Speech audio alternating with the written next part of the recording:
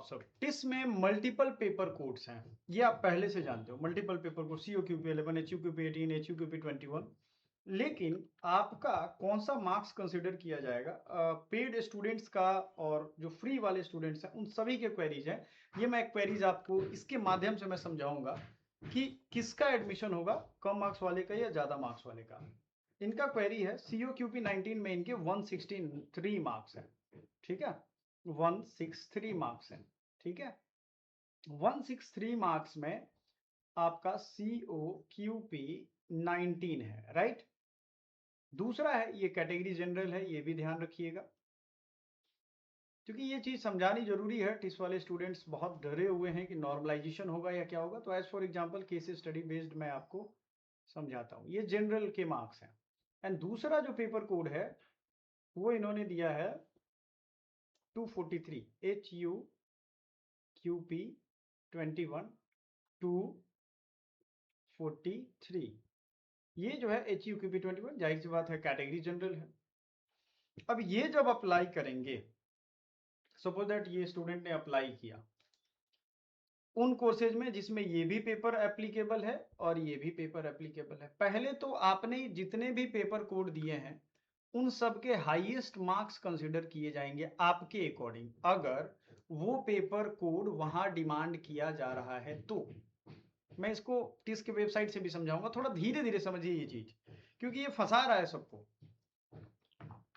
दूसरी चीज है कि बाकी बच्चों ने भी सेम पैटर्न अपनाया होगा, सभी ने ये फॉर्म भरा होगा। तो मान लेते हैं एक कोई ऐसा सब्जेक्ट है, जैसे हैबिटाट स्टडीज का एग्जांपल ले लेते हैं, उसमें सभी ने फॉर्म भरा है और ये दोनों पेपर, या मेंटल हेल्थ ले लेते हैं, कोई भी ले लेते हैं, इन दोनों पेपर कोड को उन्होंने दिया है। तो क्या कंपटीशन में इन दोनों मार्क्स का नॉर्मलाइजेशन यूज होगा जो प्रोफेसर्स मेरिट लिस्ट बनाएंगे?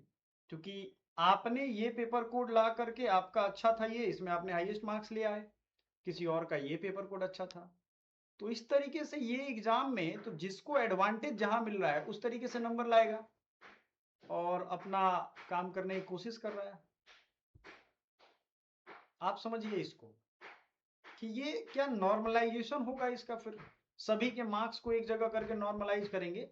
तो बिल्कुल भी नहीं। ऐसी कोई सिस्टम डेवलप अभी तक नहीं हुई है कि सभी के मार्क्स को, या आप ही के 2-3 पेपर कोड है उनको नॉर्मलाइज करके एज अ कट ऑफ के रूप में यूज किया जाए। बिल्कुल ऐसा होगा ही नहीं, नहीं होगा, नॉर्मलाइजेशन नहीं होगा। तो आप सोचोगे सर मेरा कैसे एडमिशन होगा? सपोज दैट आप जो फॉर्म अप्लाई कर रहे हो उसमें HUQP 21 का ही पेपर कोड हो, तो उसमें इसी का आपका मार्क्स यूज होगा, इसी का 243 यूज होगा। सपोज करो कि उसमें दोनों पेपर कोड यूज हो रहे हैं तो भी आपका हाईएस्ट मार्क्स यूज हो रहा हो। आपने वो पेपर अप्लाई कर दिया या वो कोर्स सब्जेक्ट अप्लाई कर दिया जिसमें सिर्फ COQP 19 का है, तो सिर्फ यही वाला नंबर यूज करेगा आपके लिए।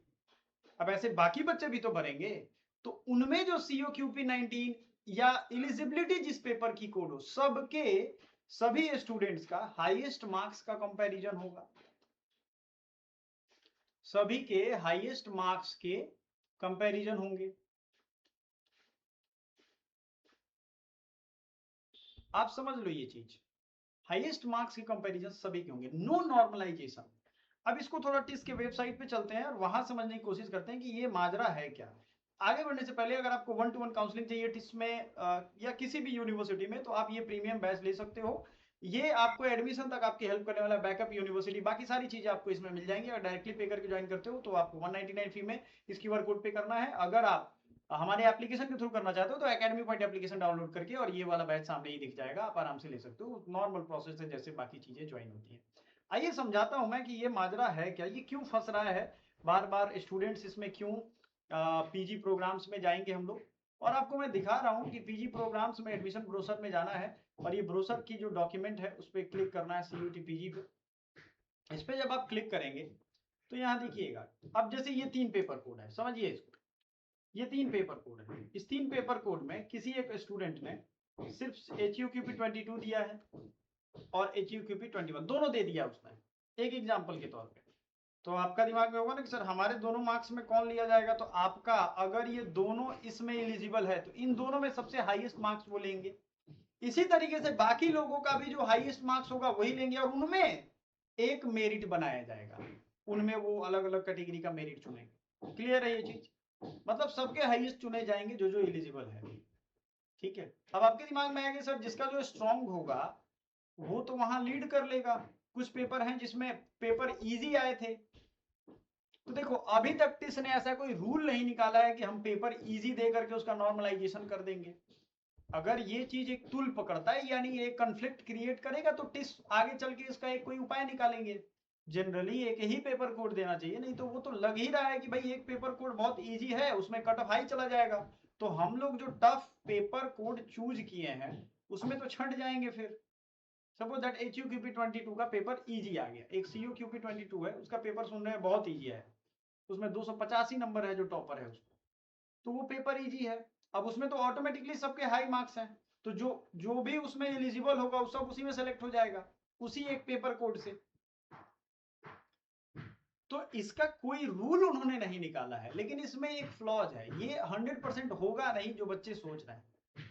अब जैसे ये एक पेपर कोड आप ले लो यहाँ चिल्ड्रन एंड फैमिली में, इसमें COQP11 भी है, HUQP21 है, HUQP21 है, इन सब के पेपर ना इजी थे ना हार्ड थे, सबका वही लेवल था, मतलब सबका एक दूसरे से वही लेवल था, 18 का 20 का सबका एक लेवल था, तो इसमें तो आपको दुविधा है ही नहीं। ये लफड़ा फंस रहा है COQP22 में, इतने टेस्ट पेपर कोड में जिसका जो स्ट्रांग होगा उसके मार्क्स कैलकुलेट होंगे, इसीलिए तो उन्होंने इतने ऑप्शंस खोल के रखे हैं। और ये हर यूनिवर्सिटी में कई सारी साइंस के भी कॉलेजेस हैं जो बोटनी वाले को बायोटेक्नोलॉजी वाले में दे सकता है, तो वहां भी उसको लीड मिलेगा।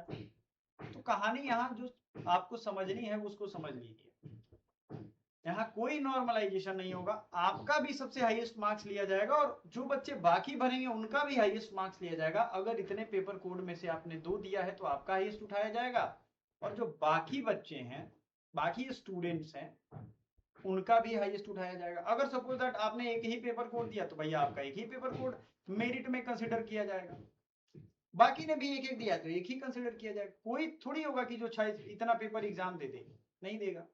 2 दिया है ज्यादा ज्यादा, 2 में जो हाईएस्ट है, यानी जैसे हमने एग्जांपल शुरू किया था 243 243 हाईएस्ट है, तो इनका 243 में आपका एडमिशन होगा, कुछ नहीं करोगे आप, उसमें परेशान होने की जरूरत भी नहीं है।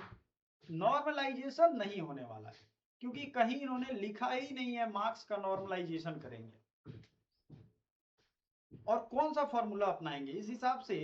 तो अगली बार से जो इजी क्वेश्चन पेपर होगा सब लोग भरने लगेंगे, आप यही कहोगे ना कि सर हमको तो वो पेपर इजी लगा हम वही भरेंगे, तो ये सब चीजें आपको नहीं मिले, कहीं नॉर्मलाइजेशन का इस डॉक्यूमेंट में जिक्र ही नहीं है।